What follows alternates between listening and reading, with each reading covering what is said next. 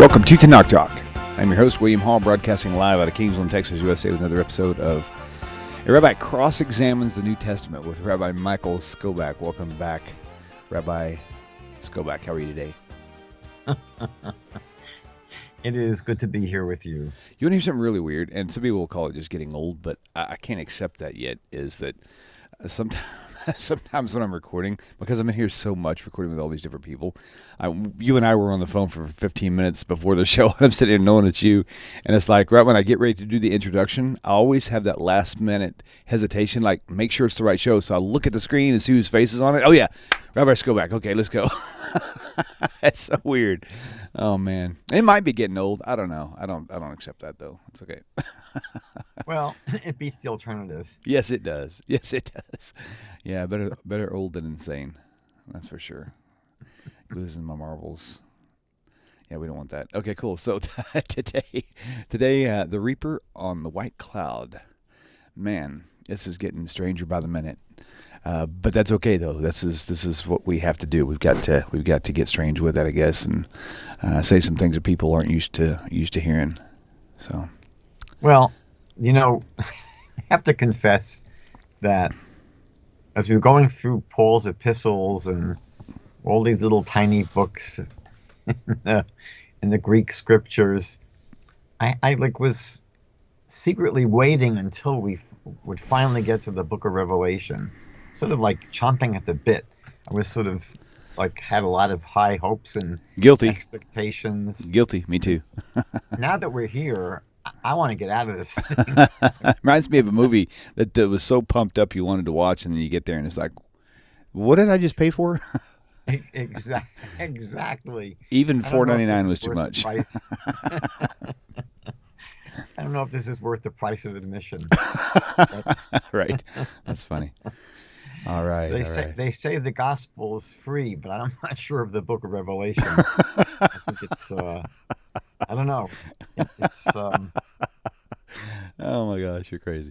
Maybe I actually I don't want to blame it completely on the book of Revelation. It could be me, right? It's not you, it's me. I think it's both of us, because I'm kind of in agreement with you on that. I used to think it was really cool. I mean, because, interestingly enough, whenever you're raised in Christianity and you read things like this, it's kind of, this may be a bad comparison, but in a way it's kind of like the first time I ever read the Midrash, I wasn't even into just Torah. I was still Messianic.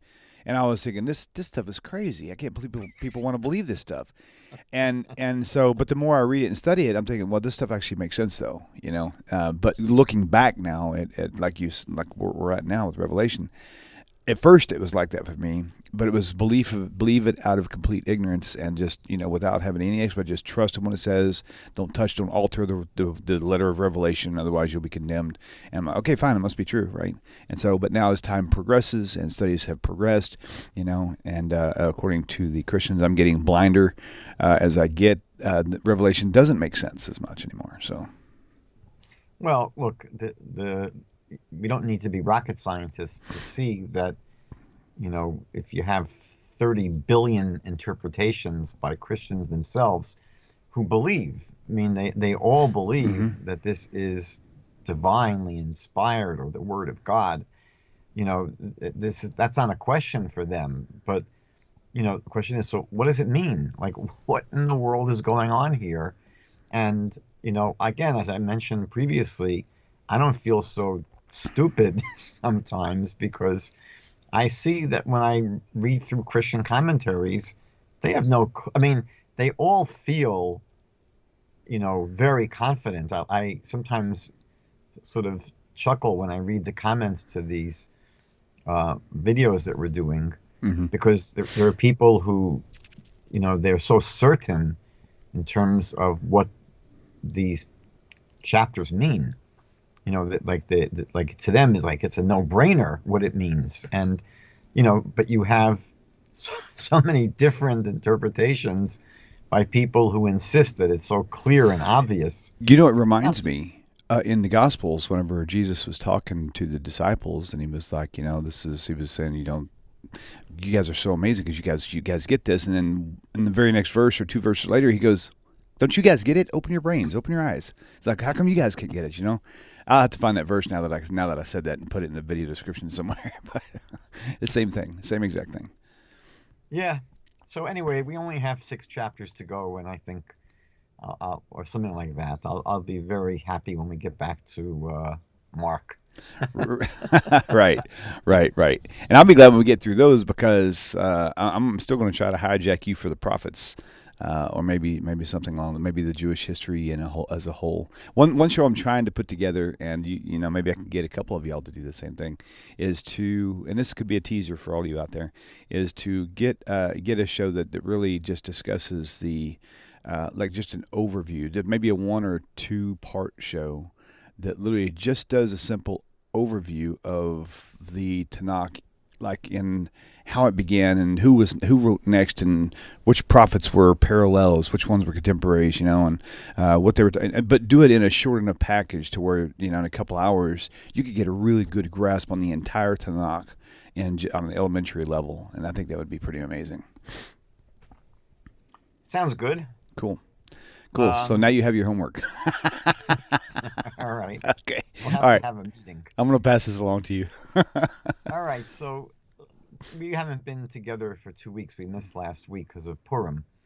Actually, it was a fast of Esther, and so chapter 13 that we've done already ended, if you remember, by describing how people will take the mark of the beast, who's been identified as the Antichrist, either on their right hand or on their foreheads, because without doing this, without accepting this mark on themselves, they won't be able to engage in commerce. They won't be able to buy or sell. And this mark will be either the name or the number of the beast.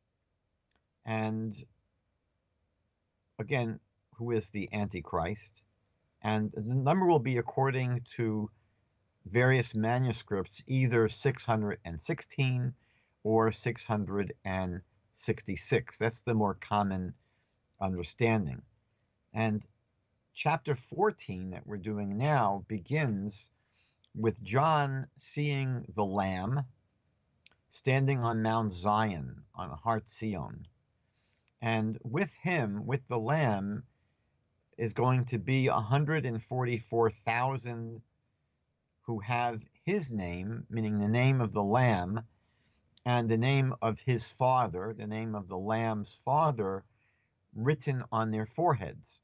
So it's an interesting contrast, where at the end of chapter 13, you had basically all of the minions of the beast, the Antichrist, who've taken his symbol, his mark, his name, or his number, either on their right hand or on their foreheads. And now chapter 14 begins with these 144,000, often described as Jewish super missionaries. They're often described as Jewish people in the end times who have basically come to faith in Jesus. And not only are they sort of simple believers, but they're going to be leaders and missionaries. They're going to be the vanguard to spread the faith in Jesus. And they have a different symbol on their foreheads. It's the name of the Lamb and the name of the Lamb's father. And we find this mention of these 144,000 Jewish believers. Basically, we first see them back in chapter 7, verse 4. And the Lamb we saw earlier as well, back in chapter 5, verse 6.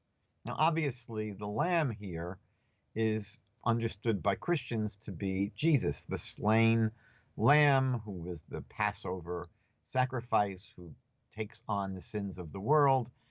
Anyway, we'll get back to this symbolism of the Lamb a little bit later in the chapter.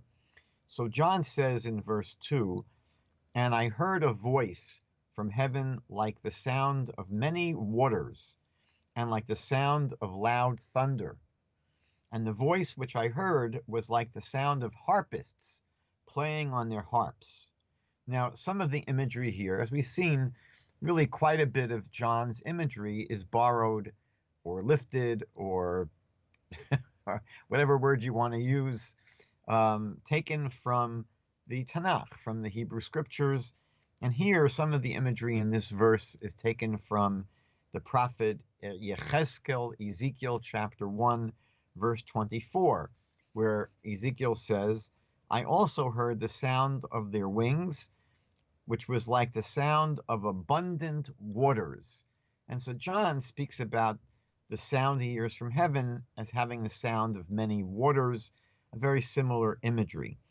Now, in verse 3, John goes on to say in his vision, and they sang, these angels that he hears, sang a new song before the throne and before the four living creatures. Now, we ran into these four living creatures back in chapter 4, verse 6. So there's a new song that's being sung before the four living creatures and before the elders. Again, the elders we encountered, there were 24 elders back in chapter 4, verse 4. And John goes on to say that no one was able to learn this new song. No one could learn it except for the 144,000 who had been purchased from the earth, meaning these are, again, because there's the Christian idea here is that there's sort of a predestination. It's not as if this was simply the choice of these 144,000. They were essentially chosen. They were purchased. They were destined to be this vanguard group of super believers. Now, most Christian commentators assume that this is a song about God's redemption and God's salvation. So it's hard, I think, to understand why this song would be so hard to learn. I mean, he describes here the fact that this song of God, which again is a song that's a good song, it's about God's redemptive powers and his salvation. Why would it be so hard for even these 24 elders, right? And the four living beings, which are angelic beings?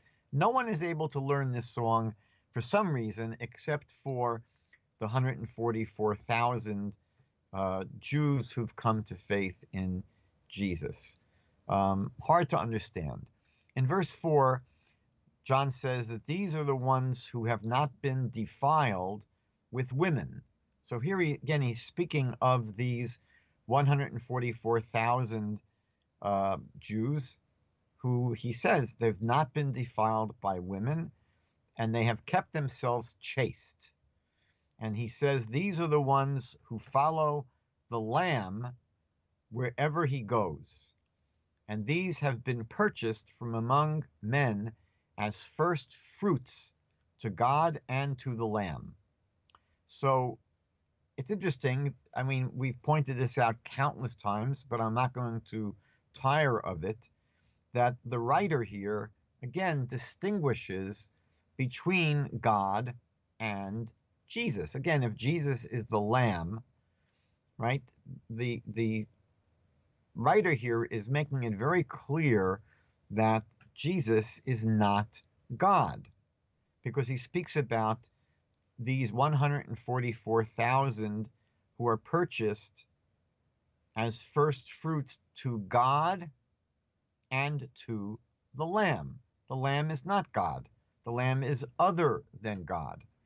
Now, many of the manuscripts here don't translate it the way I was reading it from the New American Standard version, which speaks about these men who have not been defiled with women, describes them as having kept themselves chaste. But many of the translations have it, for they are virgins. That's how many of the translations have it, for they are virgins. And this seems to imply celibacy. It seems to imply celibacy, and it seems to imply men only. So it would basically limit these 144,000 Jews in the end times who will be followers of Jesus to essentially virginal celibate men. That seems to be the simple, straightforward reading of the passage. But many commentaries, many Christian commentaries, take this much less literally, and they say that no, it's symbolic and it includes both men and women. And it doesn't mean that they're sexually celibate. It means essentially that they are pure and they haven't been defiled by the polluted values of the world. Again, you find this even in the TaNaCh, where the temptress, the woman, is there to essentially lead people astray. And it doesn't have to only be understood as being led astray sexually. The idea of a temptress and temptation is basically any kind of deviance from God's program. So there are some Christians who don't feel comfortable limiting this to only celibate men. And so they expand it by viewing this verse a little bit more allegorically, symbolically. He goes on to say in verse 5, no lie was found in their mouth.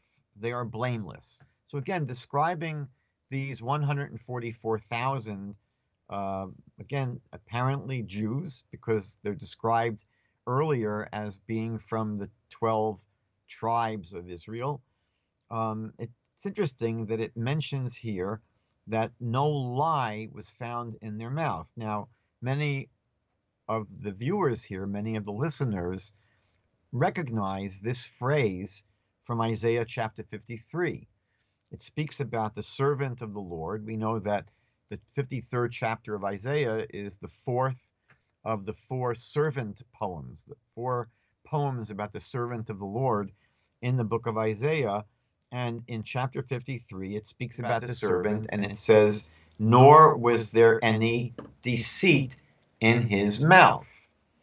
Now, again, we know that Christians insist that this chapter is speaking about Jesus, but again, it's quite clear from the context of Isaiah, the repeated identification in Isaiah that the servant is Israel.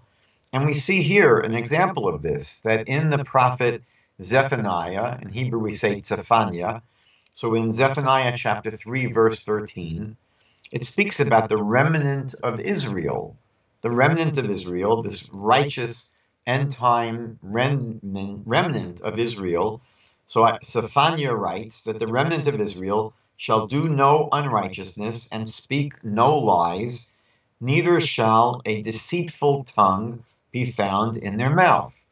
So the way Isaiah describes the servant of God as having no deceit in their mouth is exactly the way Zephaniah describes the remnant, a righteous remnant of Israel, as, again, having no deceit in their mouth. And again, it's part of how we know that the servant in Isaiah is not a person, it's a people. And so it's just interesting that here John associates these righteous Jews with this idea of having no deceit in their mouth.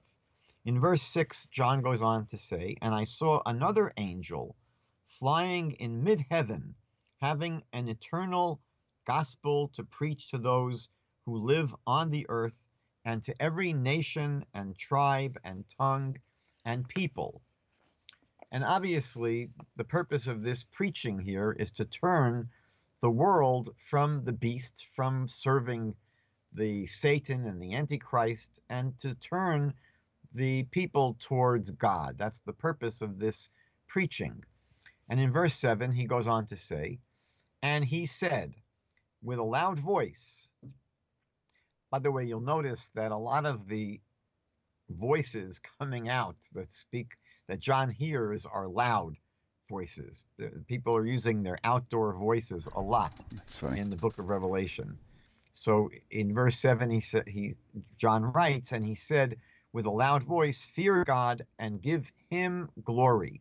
Fear God and give him glory, because the hour of his judgment has come, and worship him who made the heaven and the earth and sea and springs of water.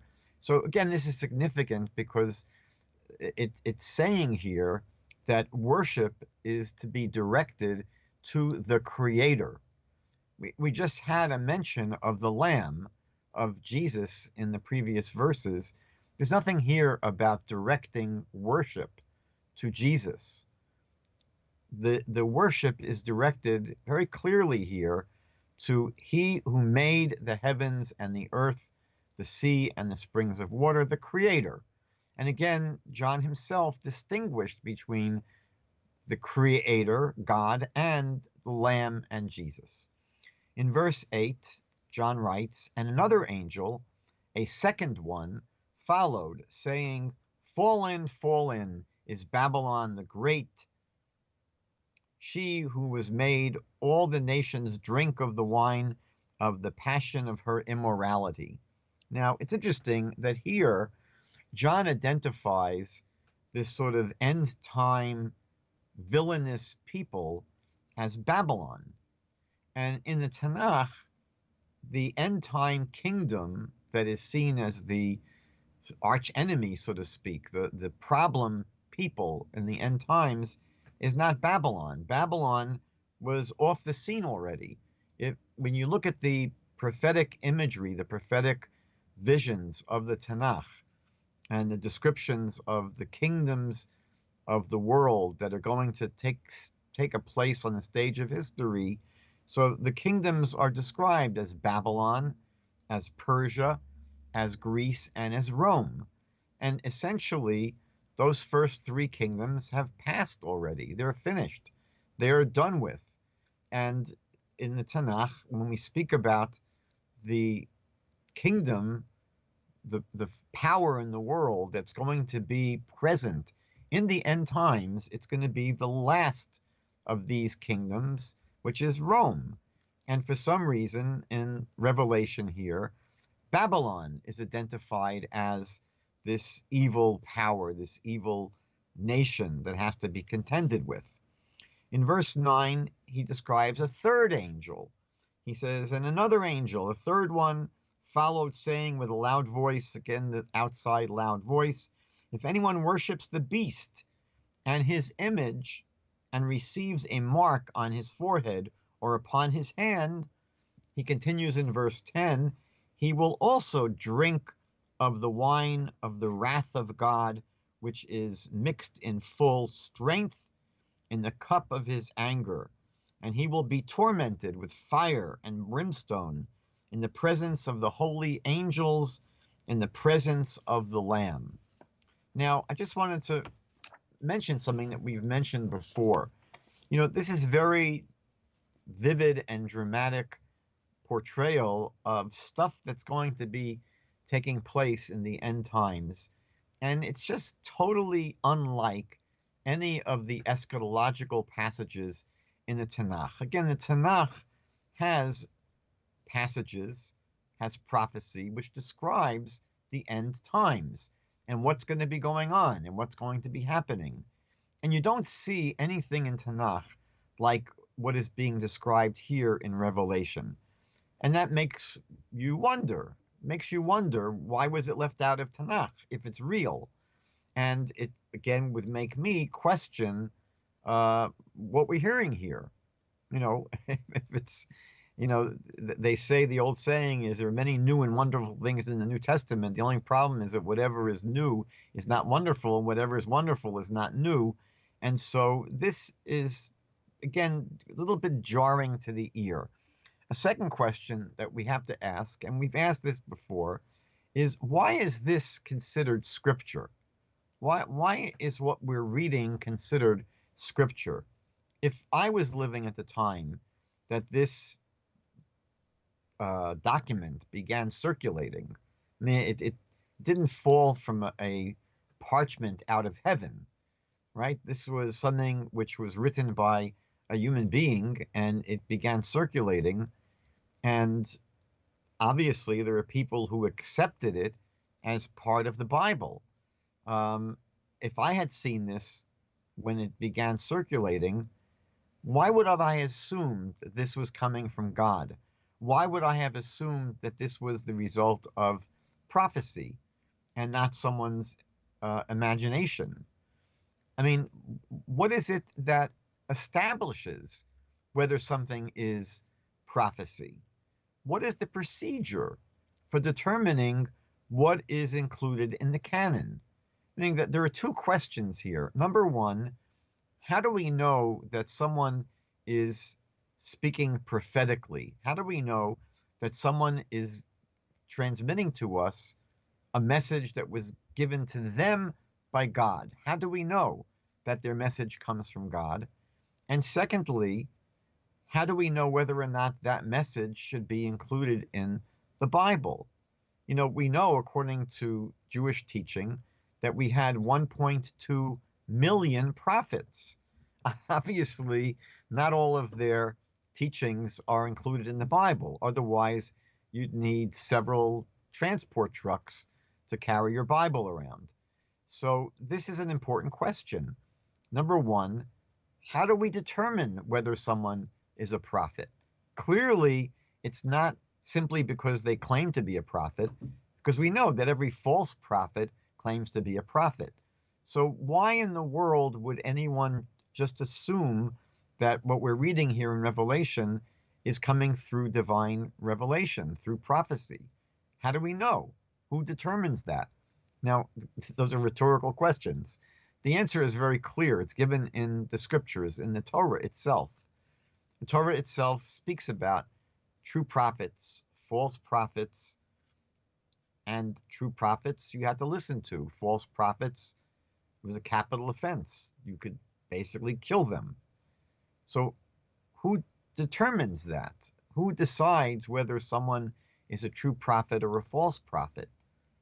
This is a big question. And what does God say in terms of how this is determined? Well, God makes it very clear.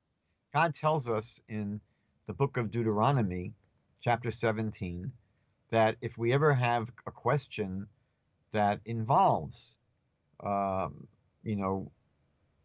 anything serious questions of Torah law, God does not say in Deuteronomy 17, don't worry, don't sweat if you don't know whether someone's a prophet.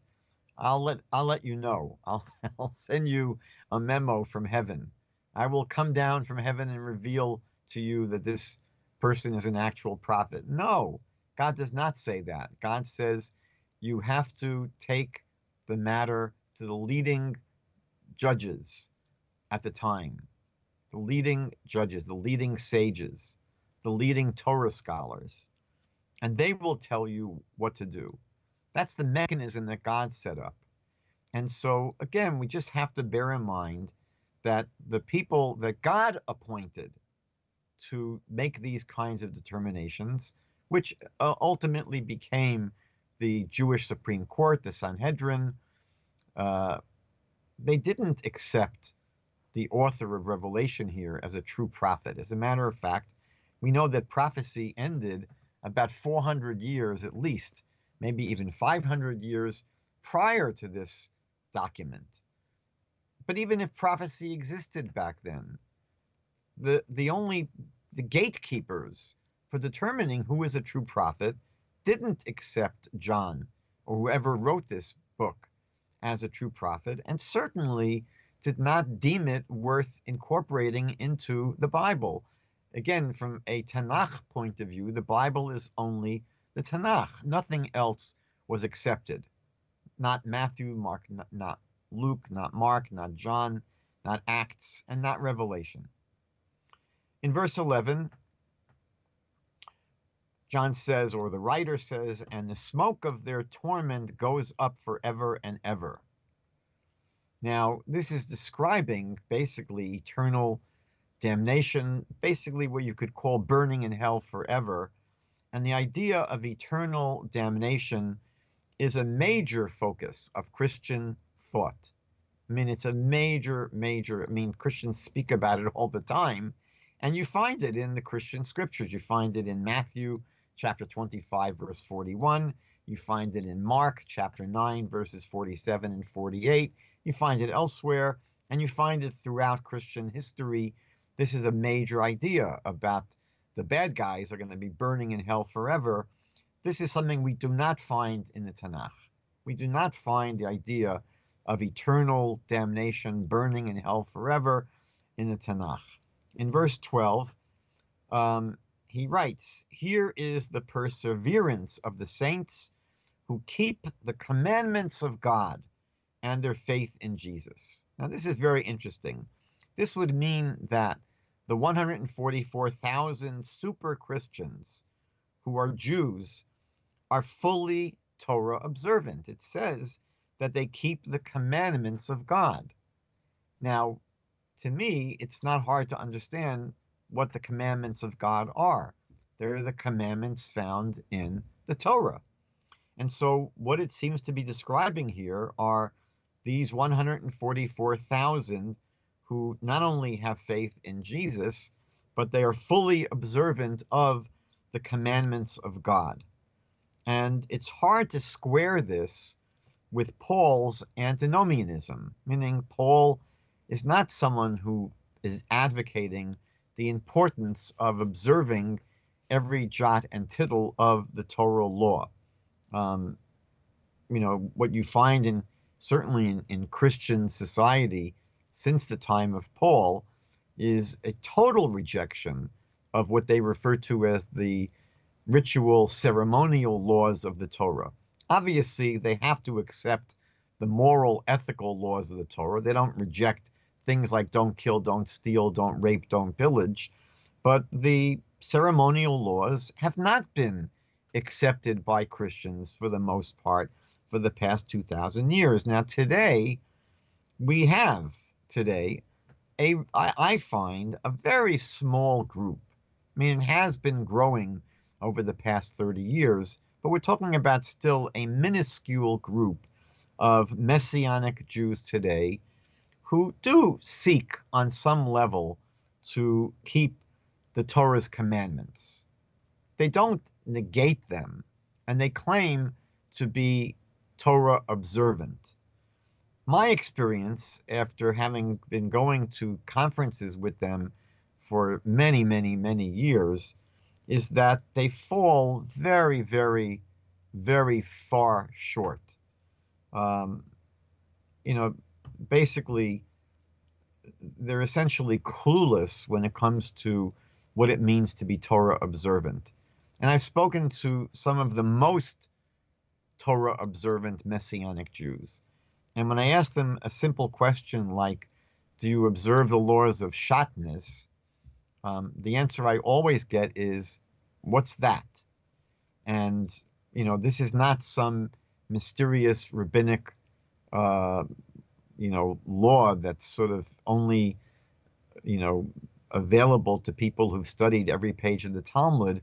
This is from the book of Leviticus, chapter 19, verse 19, which very clearly prohibits wearing a garment of wool that's mixed with linen.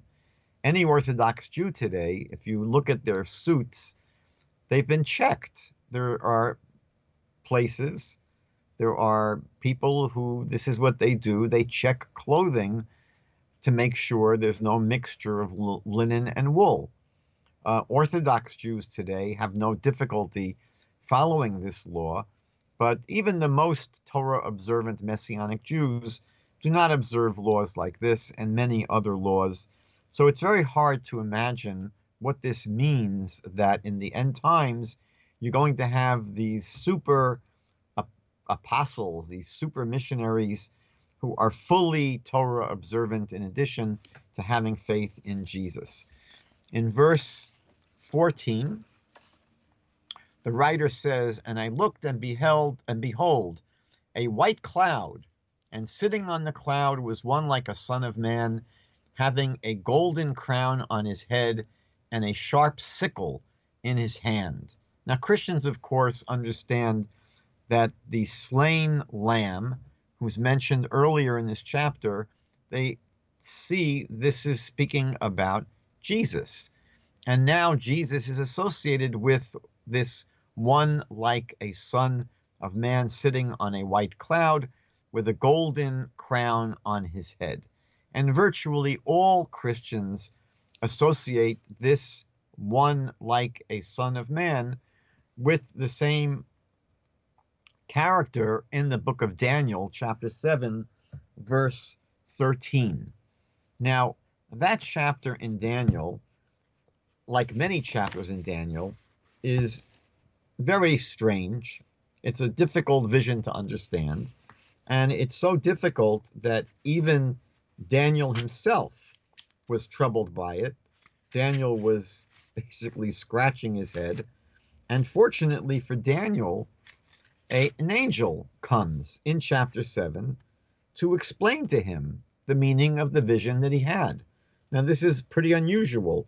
You know, most passages in the Bible that are hard to understand, we have human beings that write commentaries. But here, the Bible itself, in the very chapter that's difficult to understand, has a sort of a commentary by an angel of God explaining to Daniel exactly what his vision is about. And the angel tells Daniel, basically, when you go to chapter 7 of Daniel, that this one like a son of man was not a person. It was not a person. It's a people. It's very clear when you read the book of Daniel chapter 7 that one like a son of man is a people. So I'll just give you one simple where you can see this, is that in chapter 7, verse 13, in the vision itself, this one like a son of man comes up before the Ancient of Days, and he is given, this son of man is given dominion, honor, and kingship, so that all peoples, nations, and languages would serve him. His dominion would be an everlasting dominion that would never pass, and his kingship would never be destroyed. Now, again, it seems to be talking about a person. But when you read the angel's explanation of who this one like a son of man will be, so he says that, and in verse 27, for example, and the kingship, the dominion, and the grandeur of the kingdoms under all the heavens will be given to the supreme holy nation. Its kingdom will be an everlasting kingdom, and all rulers will serve and obey it. And you have actually 3 or 4 verses in the same chapter that again confirm the fact that the one like a son of man is not a person, it's a people, it's a nation. It's a nation of the holy ones of God, which again is identified with the people of Israel. Daniel does not identify it as the church, but in any event, it's not a person. It's not a single human being. In verse 15, the writer says, and another angel came out of the temple, crying out again with a loud voice to him who sat on the cloud, put in your sickle and reap, because the hour to reap was come, because the harvest of the earth is ripe. Now, this I found very, very strange, because if this one, like a son of man, sitting on the white cloud, if that's Jesus, this verse is impossible to understand. Christians, of course, see Jesus as God. So when do you ever have an angel telling God what to do? It's always the other way around. It's God that tells the angels what to do. But here, again, if this one like a son of man sitting on the cloud is Jesus, who Christians see as God, what in the world do you have this angel coming to God and telling God what to do, to put your sickle and reap, because the hour to reap has come, because the harvest of the earth is ripe? Absolutely impossible to understand. The chapter ends with several verses describing the imagery of trampled grapes in a wine press, which in TaNaCh is very commonly found to be a description of God's wrath. So let's just go through briefly a few of the passages in TaNaCh where it seems that the writer here in Revelation is borrowing this imagery. So first we find in the prophet Isaiah chapter 63, verse 3, Isaiah says, I alone have trodden a winepress. Not a man from the nations was with me. I trod on them in my anger and trampled them in my wrath. And their lifeblood spurted out on my garments. So I soiled all of my garments. And in verse 4, it continues, for a day of vengeance is in my heart, and the year of my redemption has come. Anyway, you find this imagery of God's wrath being expressed by trotting these people in a wine press. And then you see the same imagery in the prophet Joel. Now, it's interesting that there's a massive difference in pagintation in a Jewish and a Christian version of the prophet Joel. So I believe that in a Christian Bible, this would be Joel chapter 3, verse 13. And in a Jewish Bible, it's in chapter 4, verse 13, where Joel says, extend the sickle, for the harvest has ripened. Come and trample the grapes, for the winepress is full. The vats have overflowed, for their evil is great. And then we see the same imagery in Lamentations chapter 1, verse 15. The Lord has trampled all of my heroes in my midst. He proclaimed a set time against me to crush my young men as in a winepress. The Lord has trodden the maiden daughter of Judah. So these are all imagery from the TaNaCh, where again, this idea of God's wrath is expressed as crushing people in a winepress. Now, most Christians, and I'll end with this, most Christians see the devastation of these verses describing the end-time battle of Armageddon. The very end of this chapter is seen by most Christians as describing this end-time devastation, the battle of Armageddon. And what's interesting is that in contrast to the way that Christians focus on this conflict, to the way Jews focus on this conflict, or the TaNaCh, the way Christians focus on this end-time conflict in the battle of Armageddon is a conflict between Satan, the Antichrist, and those in the world who follow them versus Jesus. Meaning, again, when you look at the lineup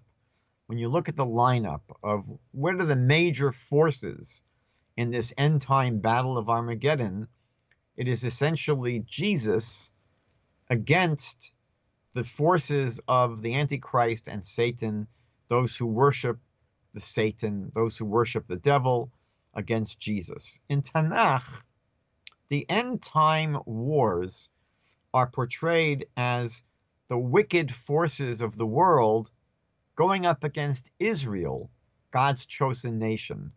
So the entire panorama of what the battle is in the end times is portrayed very differently in the Christian Bible and in the TaNaCh. So that is at least a cursory look at chapter 14 here. And God willing, the next time we meet, we will try to plow ahead to chapter 15, which is a very, very short chapter, thank God. I'll be spared a little bit of agony. That's funny. Well, it was certainly a good one. You know, one of the things that really jumped out at me was when you were talking was Deuteronomy 17. The very first verse in Deuteronomy 17, and it's just that alone completely destroys the idea that Jesus could be a valid sacrifice, even if human sacrifice was permitted. He wouldn't be allowed to it just because of that alone. what did I say? Deuteronomy 17. I gotta pull that back up again. You meant Leviticus. Was it? Yeah, you mean Leviticus. Oh, maybe. So- Oh, you know what? Maybe I was in the wrong place then. Let's see. Maybe they both were good. Actually, no, it was. Actually, I looked up. You know what? Maybe I did because I actually looked up Deuteronomy because it says, "You shall not sacrifice to the Lord your God an ox or a sheep that has a blemish or any bad thing, for that is an abomination if it's blemished." And Jesus was beaten and scourged. So what did Leviticus say that I missed? Well, Leviticus speaks about sacrifices only being permissible when they're offered on the 17. altar in the temple. And Jesus, of course, was not offered on the altar of the temple. Right. Gotcha. No, it was whenever you were talking about prophets of what does the Bible say a false prophet is? Because there were many false prophets. It was Deuteronomy 17. Yes, Deuteronomy something. 17, starting approximately with verse 8. So I started at verse 1, and that's where I saw that one. I was like, oh my gosh, Jesus was like beaten like long before the sacrifice technically was. So he completely couldn't have been that anyway. So Very true. good stuff. Very Rabbi, true. thank you so much for your time. It's always a pleasure, and I look forward to seeing you same time, same place next week, Hashem willing. You all should be well, and we'll see you guys on the other side. Shalom, everybody. Peace. God bless you. God bless you. Thank you. Bye. Shalom, my dear friends. Hope this message finds you well. If you like the way this channel is going, and the channel has been a blessing to you, please consider supporting the channel by going to the website, TaNaChTalk.com, TaNachTalk.com. Thank you once again for your time and for supporting TaNaCh Talk. Shalom.